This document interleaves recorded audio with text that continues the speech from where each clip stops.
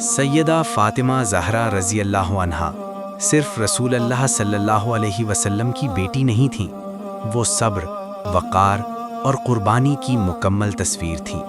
مدینہ کی گلیاں گواہ ہیں کہ فاطمہ نے راحت کی زندگی نہیں دیکھی۔ چکی پیستے پیستے ہاتھوں پر چھالے پڑ گئے، مگر زبان پر شکوہ نہ آیا۔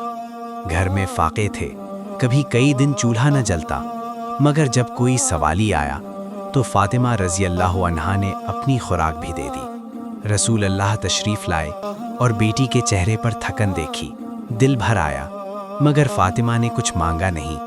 آپ جانتی تھیں کہ قربانی مانگنے سے نہیں، خاموشی سے دی جاتی ہے۔ دنیا نے محل دیکھے، فاطمہ نے صبر کو اختیار کیا، اور یہی صبر اللہ کے نزدیک عزت بن گیا۔